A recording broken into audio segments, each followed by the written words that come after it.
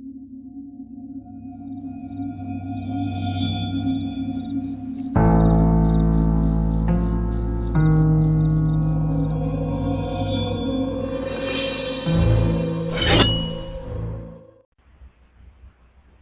back once again to the Imaginary Gallery. It's TJ, your host, and we are on part 2 of the understanding and dealing with manipulative people, and we're going down a list of different tactics that are often used by such terrible people. The next one on the list is rationalization. A rationalization is the excuse that an aggressive person makes for engaging in what they know is inappropriate behavior or harmful behavior. And it can be an effective tactic, especially when the justification or the excuse or explanation makes just enough sense that any reasonably conscientious person is likely to fall for it. It's a powerful tactic because it serves to remove any internal resistance that the aggressor might have about doing what they want to do, which quiets any conscience if they even have one. And it also keeps others off their back. So if the aggressor can convince you that they're justified in what they've done, then they feel free to pursue their goals further without any type of interference. When a manipulator really wants to make headway with their rationalizations, they'll be sure their excuses are combined with other effective tactics. For example, if a person is trying to manipulate things and you don't agree with what they're doing, well, they'll try to justify what they're doing and then also imply, like the story they give is about a father whose daughter usually got A's and she started to get B's, and he panicked and thought, oh, I want to have a daughter that has all A's. So he was taking her to counselors and having academic evaluations done on her, telling the teachers she must have a learning disability. She brought a B home, and so the wife didn't agree when he said, let's put her in special ed and stuff like that. Well, eventually he tried to convince her that he was only looking out for the best in his child, and implying at the same time that the wife was not very concerned. So it's kind of like shaming her at the same time as justifying what he's doing as far as caring for his daughter. The next one on the list is diversion. And Dr. Simon says, a moving target is hard to hit. When we try to pin manipulators down or try to keep a discussion focused on a single issue or behavior we do not like, they are experts at knowing how to change the subject, dodge the issue, or in some way throw us a curve. They all have that ability, it seems. Magicians have long known that if they can successfully redirect your attention, you be likely to miss them slipping something into or out of their pockets. Manipulators use distraction and diversion techniques to keep the focus off their behavior, move us off track, and keep themselves free to promote their self-serving, nasty, secret agendas. Sometimes it can be very subtle. You may confront the manipulator on a very important issue only to find yourself a few minutes later how you got on the topic you're talking about then. So he refers back to some stories which I have not covered here, but in one of the stories, a mother asked the daughter if she had been turning in her homework. And rather than responding directly to the issue, the child diverted attention to the teacher and classmates' treatments of her, which threw the conversation off track. So the mother never got an answer to the question. Another example he had given was how one person changes the subject when the other asks, "Hey, honey, do you have plans to replace me for this job?" Instead of saying, "Yes, we do," the boss will switch the conversation to something else and will ask, "Are you happy with this job?" Which was not the issue. If he's happy or not, he wants to know if he's going to keep his job. But there's never a straight answer to the straight question, and these manipulative people are experts at this and notorious for doing this. Now, the author says that early in the current school year, the author found it necessary to address his son's irresponsibility about doing homework by making a rule that he must bring his books home every night. And one time he asked the son, "Did you bring home all your books today?" And the response was, "Guess what, Dad? Instead of tomorrow, we're not going to have our test until Friday." Now, his question had been simple and direct, and the answer was deliberately evasive and diversionary.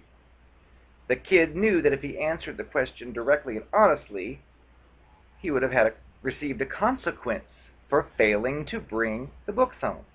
So by using this diversion tactic and offering a rationalization, he was already fighting with the author to avoid the consequence. Whenever someone is not responding directly to an issue, you can safely assume that for some reason they're trying to give you the slip.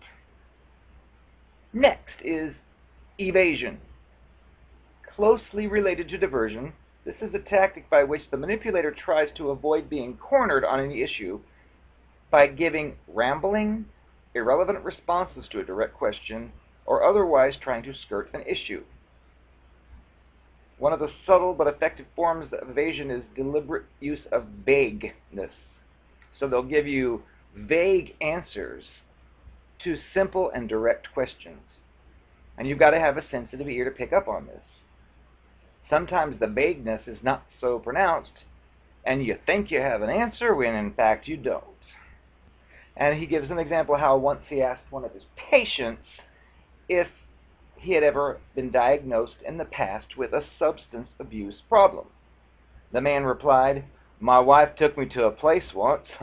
They talked to me a bit and they said I didn't have to come back." This was a response filled with evasion, vagueness, and lying by omission. There were grains of truth in what he said, but the whole story is a lot different. In fact, the man had been to a mental health center for an initial interview. His wife pressured him to go. At the initial evaluation, he was told by the counselor he qualified for substance abuse diagnosis. He had a schedule for a group meeting and individual therapy sessions, but he failed to show up for most of the sessions.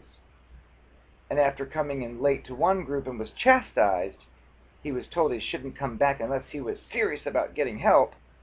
So what he wanted the author to think was that when he made the first statement was that somebody evaluated him and that they had given him a clean bill of health. But that's not what happened. He was leaving out the information that told the real story. The next one on the list is covert intimidation. Aggressors frequently threaten their victims to keep them anxious, apprehensive, and in a one-down position.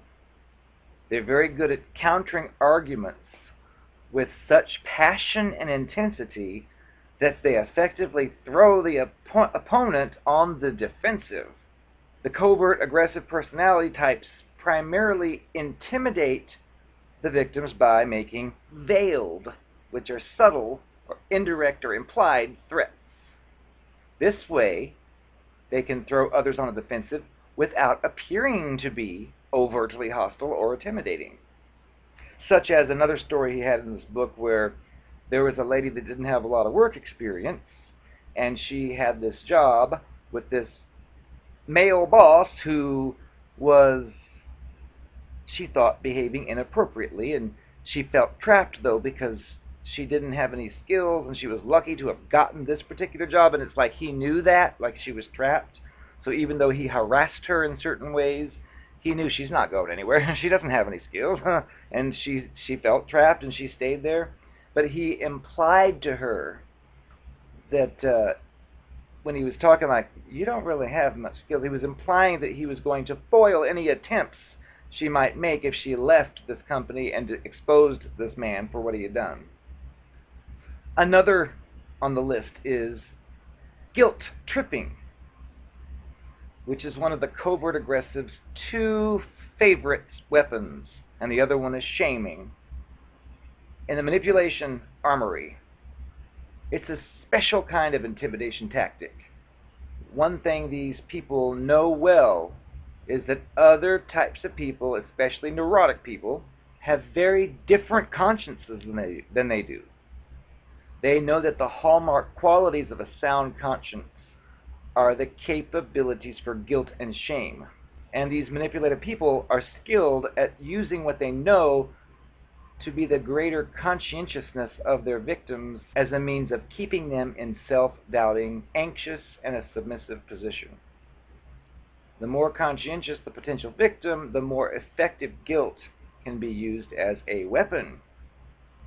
Aggressive personalities of all types use guilt tripping so frequently and effectively as a manipulation tactic that the author believes it illustrates how fundamentally different in character they are compared to other, especially neurotic personalities.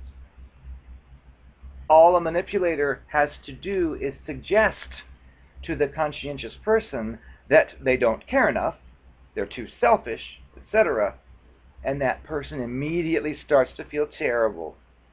On the contrary, a conscientious person might try until they're blue in the face to get the manipulator or any other aggressive personality to feel badly about a hurtful behavior, acknowledge responsibility, or admit wrongdoing to absolutely no avail. And yes, that's true. We've covered that in other videos. It's true. You establish the rules in the beginning. The person's tells you, oh, I would never do these certain things.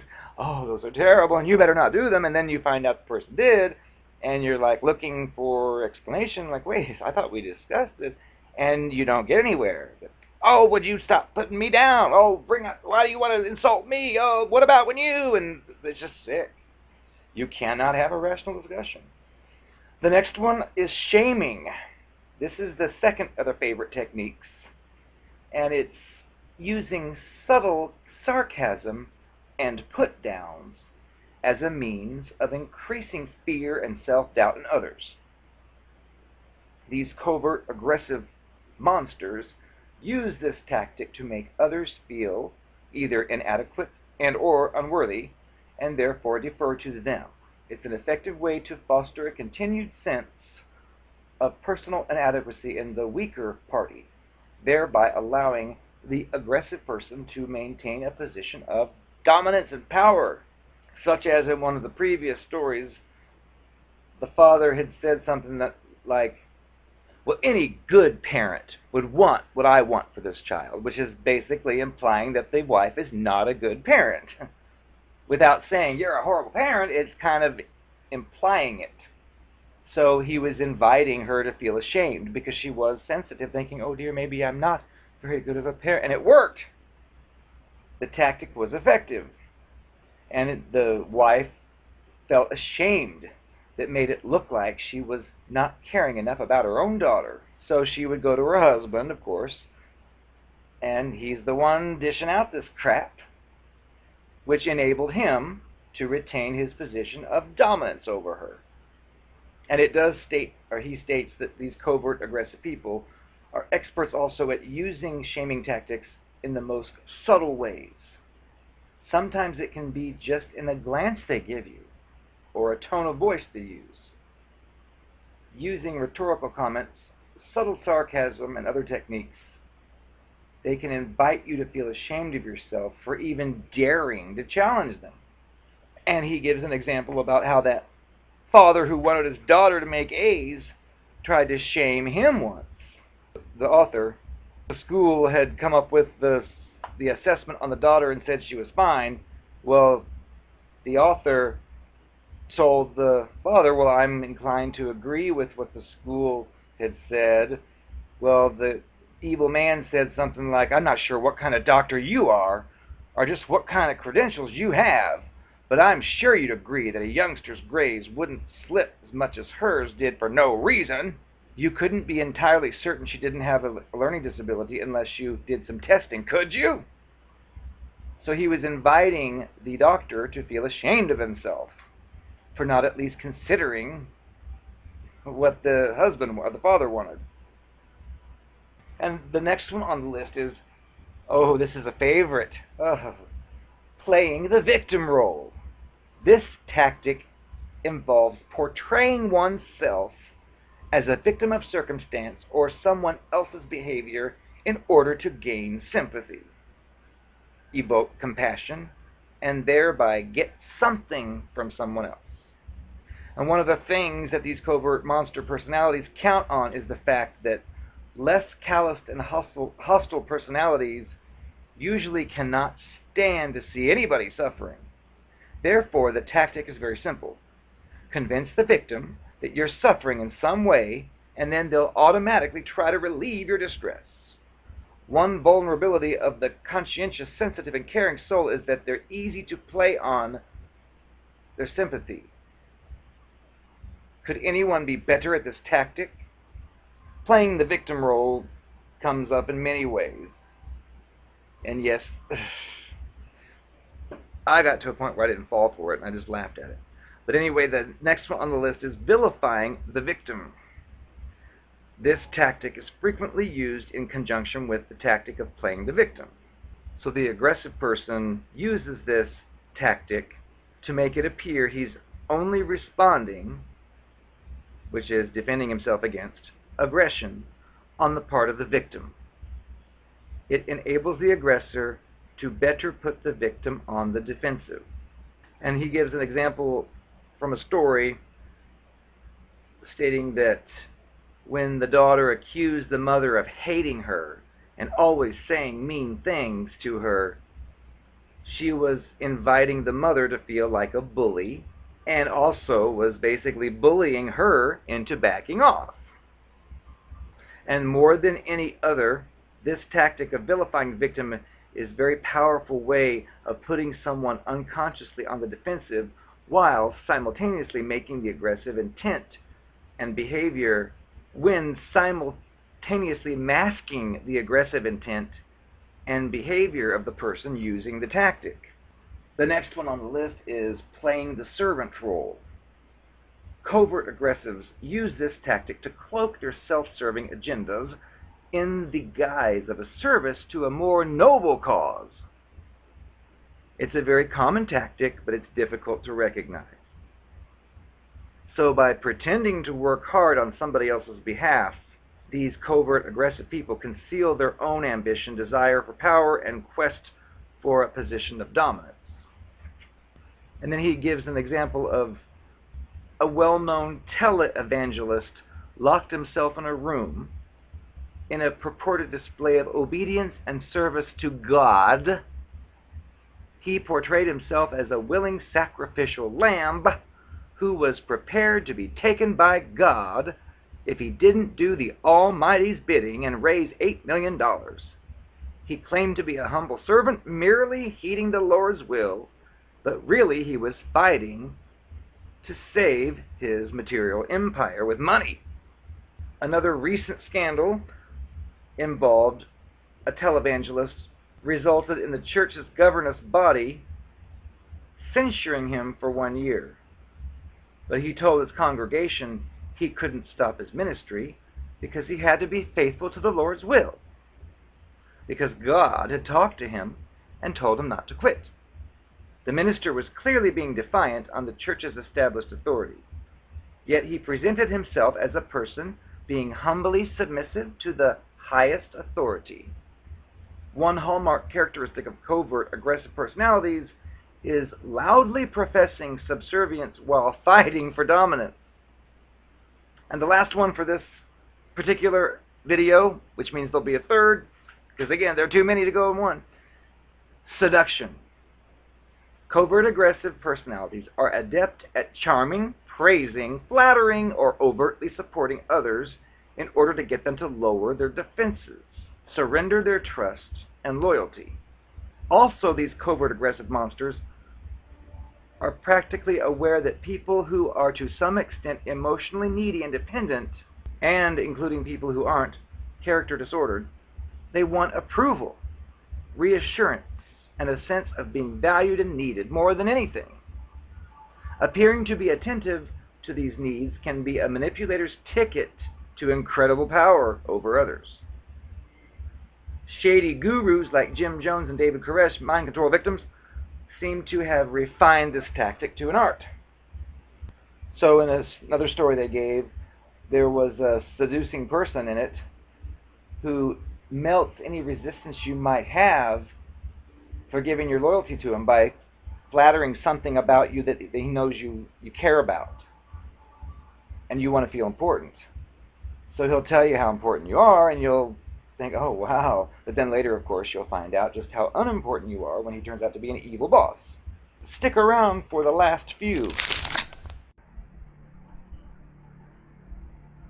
Look, I don't know why you're so skeptical of other people, why you think you can't trust other people. The only reason I lied to you is because you deserved it. You deserved to be lied to. Don't blame me. Blame yourself.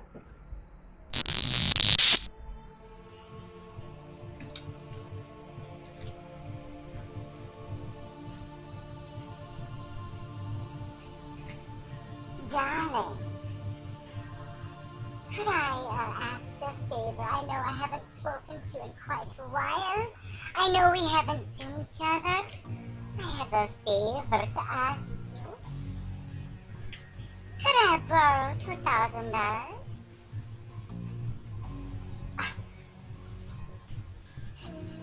I'm gonna be a model in Paris pretty soon.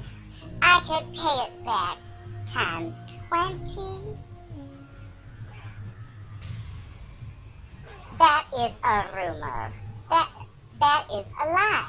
Of course I'm still going to appear in the magazine. Huh. Why would I give up Paris? I gotta go for now. Ah! Who is telling people things they're spreading lies?